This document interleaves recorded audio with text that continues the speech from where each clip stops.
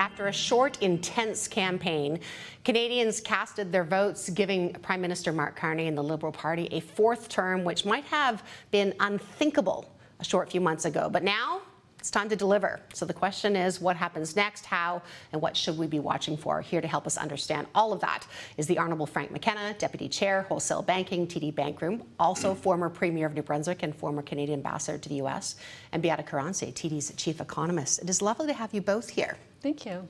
So I gave my laundry list of what I want to talk about the next 22 minutes, so good luck to you both, because there's a lot here. But before I jump into the mechanics, just your reaction to what happened, Frank. Well, it's a roller coaster ride. How can I put it? 3 months ago, I thought the Liberal Party was going to lose official status and be wiped off the board. And then Trump went crazy, and we ended up getting Trudeau leaving. And then all of a sudden, Central Casting produced this guy, Mark Carney, who looked like he was tailor-made to deal with this kind of a crisis: cool, calm, cerebral, et cetera, et cetera.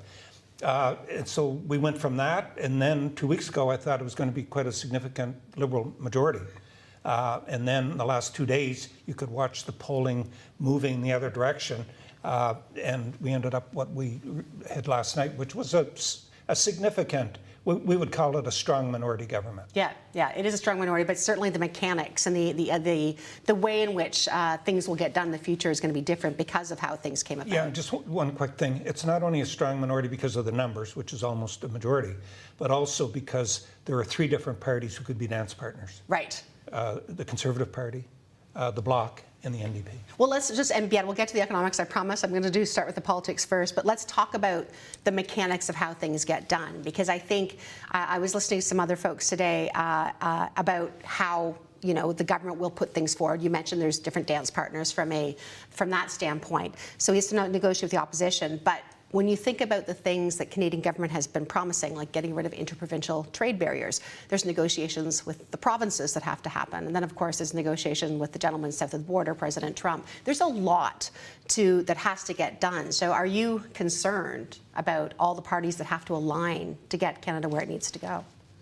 Actually, I think there's pretty good alignment, because I think the public have sent a clear message. And that is that we are facing an existential crisis. We know that.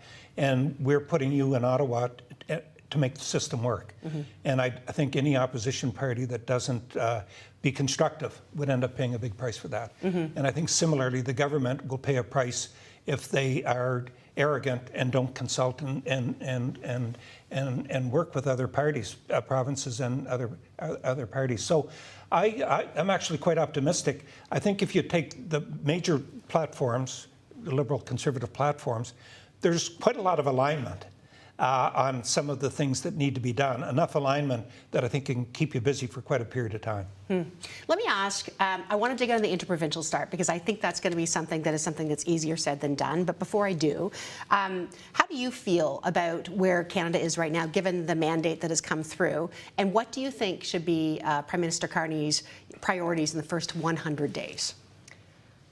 Well, Canada was starting on a strong foot coming into the cycle for 2025. It's certainly lost a tremendous amount of momentum. So most apparent is within the housing market that was ending last year quite strong and has been gutted on sales. So clearly he's going to need to focus on domestic fundamentals and to make sure those drivers are supported, but you have to tackle Trump right out of the gate. And that's going to be a priority. If you don't reduce the uncertainty on the trade front, it's going to be very difficult to get businesses to have the confidence to invest.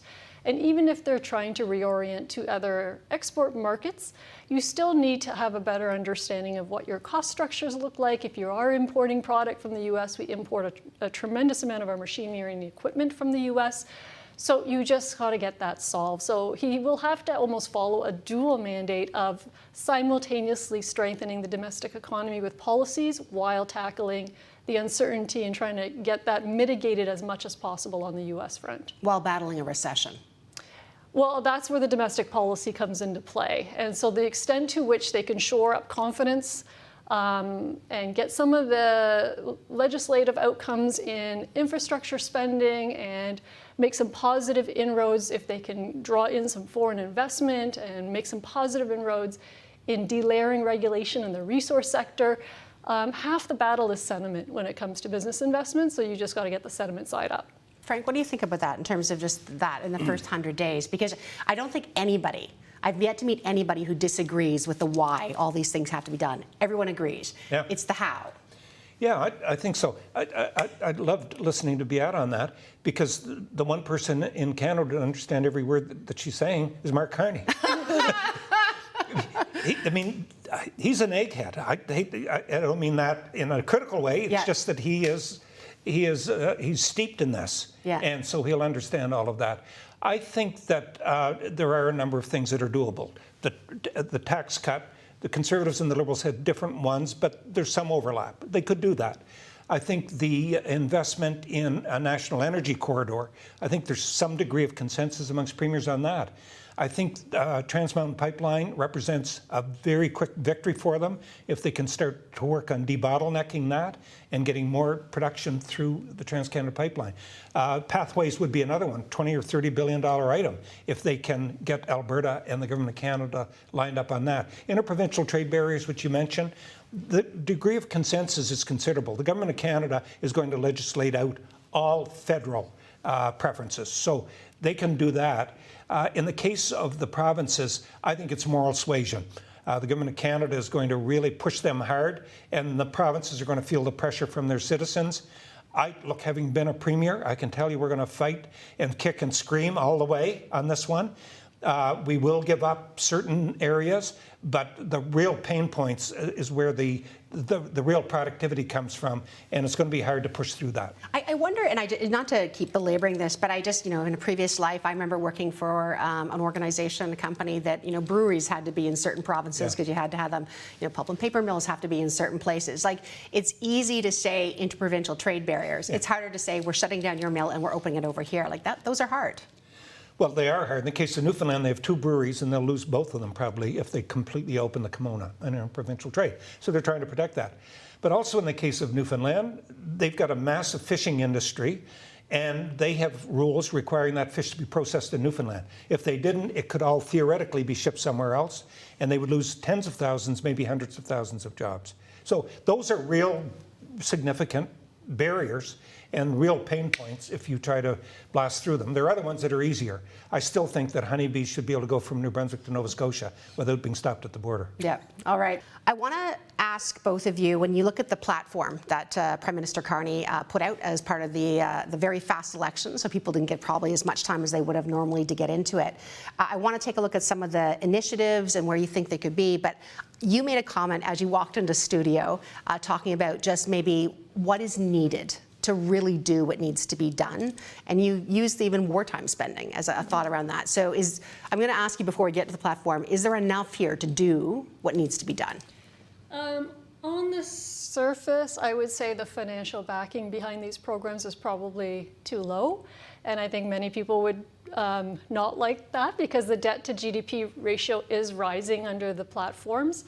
I think the challenge is when we did the math, if you look at where debt to GDP was going before these initiatives under the Liberal platform and after, that's about a 3 percentage point swing, which equates to about $90 billion. Now, if you believe that we are in an economic wartime period where we have to reorient supply chains and the industrial composition of the country, $90 billion additional in spending is probably not going to do it. And you need significant public-private partnerships, which Mark Carney is talking about, but you are really creating industries that are lacking in scale or even presence in Canada. And so this is a significant amount of time and investment. It also simultaneously requires speed. We don't have 2 decades to get there. We want to minimize the pain to Canadians. And so it would suggest that, Mark Carney is probably the right person at the helm because he's done financial crises in the past. This is going to be an economic crisis. It will require quite a proficient government to move all the different things that they want to do. We're talking infrastructure reorientation, resource reorientation, auto sector. You can pick Defense, a lane, more Arctic, affordable housing. everything, Everything. Yeah. So Yeah. they're going to have to start with some priorities and then move with speed. Not the conversation I would have expected from Beata. I would have expected that from you. So now you get to play the part of Beata, and you tell me, does that make sense, or do you agree? Well, I think it's tailor-made again for somebody like Carney, because he understands all of this, and he'll understand how we need to induce demand, and he'll understand all of that. I think they could move on the tax cuts very quickly. Whether that moves the yardstick at all, it does increase the deficit, but could To they do incent that? business to do more. And then, we don't know what we don't know. For example, can we get to a trade deal, a comprehensive trade deal, reasonably quick? If we can, not only will that settle things down, but it'll probably excite the animal spirits as well. And How reasonable is that, though, getting to a deal quickly? Because, I mean, again, the complexity of this deal, I mean, this is one of the most complex in the world, is it not? Well, NAFTA was negotiated before, and we do have a framework. It's not like it's a standing stop. Right. We do have a framework, and I don't think it's mission impossible that we get to a deal. All of the individual elements we know. I think we should add new elements to it, like softwood lumber, for example, guns, which probably makes it So more. adding Canadian issues on top of the ones Yeah, they're I don't know why tabling. they should just get to create the issues, right?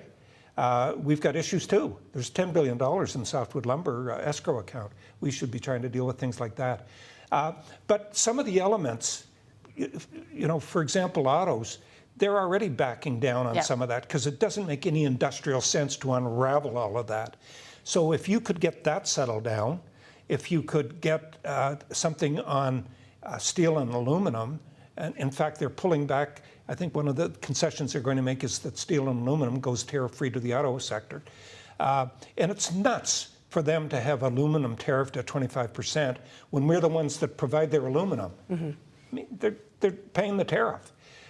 So if we could end up winning a few of those contests, right now people act as if we're being tariffed 25%. If you're NAFTA compliant, there is no tariff. So it's not as bad as it seems on the surface. It's these other tariffs that he's got, sector-specific ones that he's either got or bringing more of them out.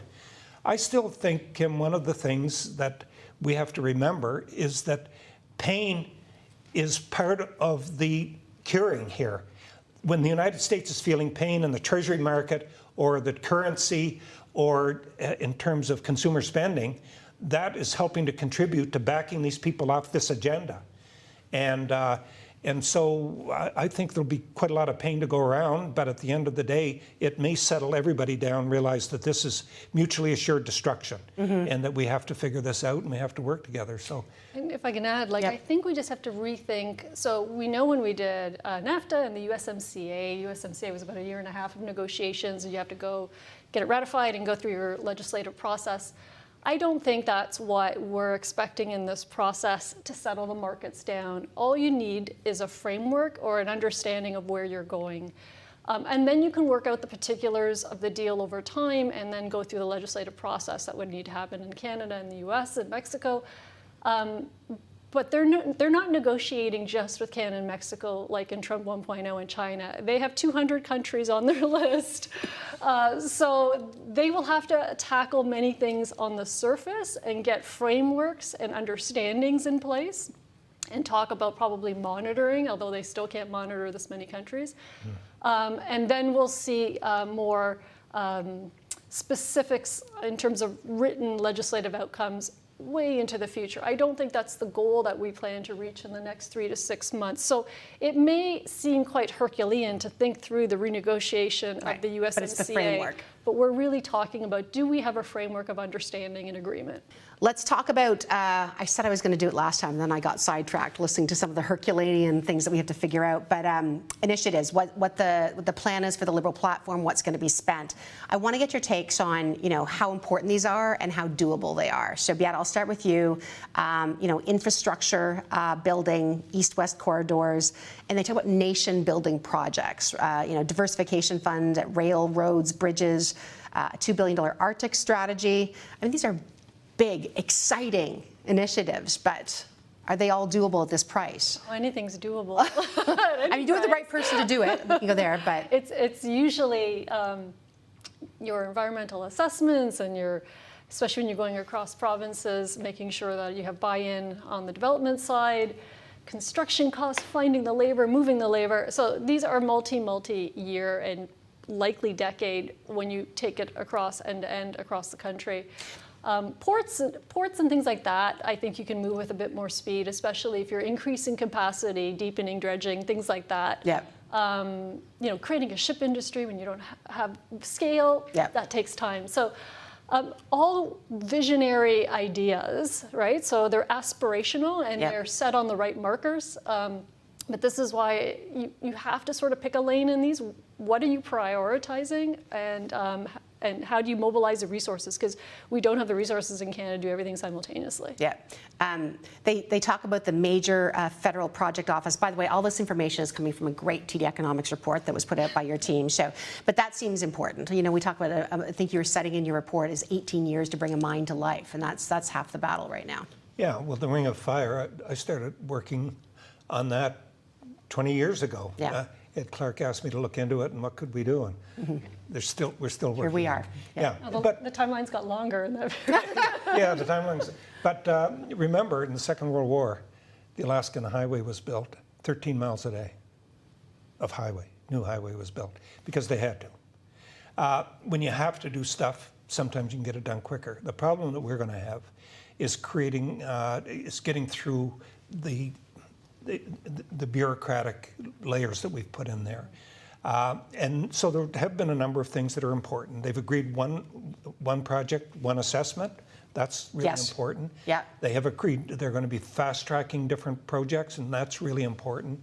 And at some point we're going to have to break some eggs here. The expansion of the Trans Mountain Pipeline, according to them, according to everybody, that's to debottleneck and add about 300,000 barrels a day. Same route, same everything. 5 years is what they would expect it would take to get approval to do that and get it done. But they believe fast-tracking it and kind of breaking through all the barriers, they could all get done in 2 years. Well, let's make it a year. Yeah. Or 18 months or something. Let's get at this stuff and get everybody in a room and roll up the sleeves and get at it.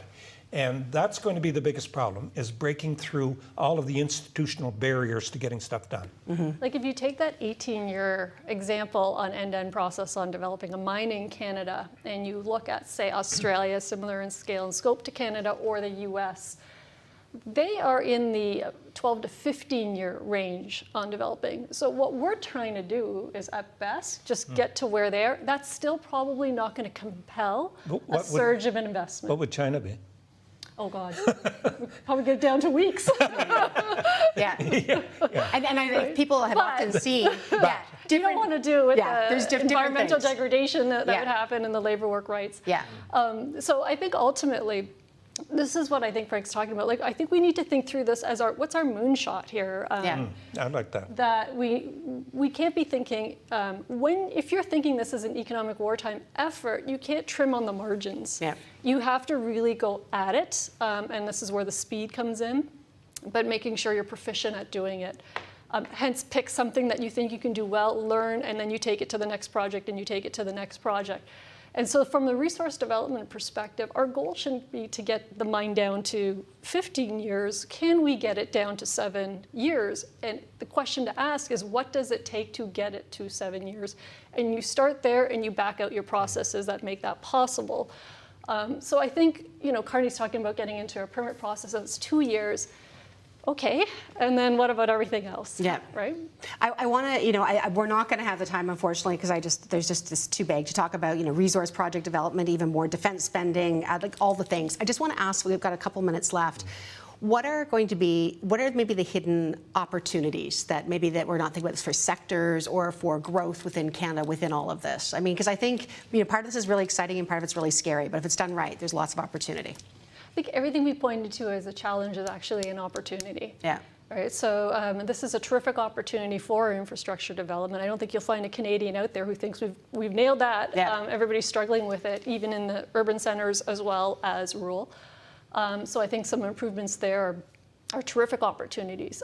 If we can become a reliable, and I think we would, a political, stable nation, that would look terrific for other countries looking to source from Canada, buy from Canada, and invest in Canada. Yeah. So we have a very good reputation there, and I think we just have to strengthen the competitive business argument. That's where we've fallen down, that we don't have a compelling argument of why invest in Canada from a competitive perspective and an ease of doing business perspective. I've got 30 seconds, Frank. Yeah, so I think one opportunity is around defense. We're going to have to spend $15 billion a year, probably, in order to catch up to our commitments. And a commitment has been made to create a special office in order to facilitate those investments. Those investments, I can't tell you they'll be done instantly, but we can do a lot of them and get credit for it around AI, cybersecurity, and so on, and use all of that intellectual capital then to help fuel industries, which is what Israel does and which is what the United States does. I can't promise that that'll be instant. I can promise that if we do it right, we will end up creating a lot of important economic activity within this country. The other thing I just want to say, we've got a chance here. It's a little different from money, and that's bringing some of the richest pool of talents in the world in from the United States. Yeah. People who want to leave that country and come to ours.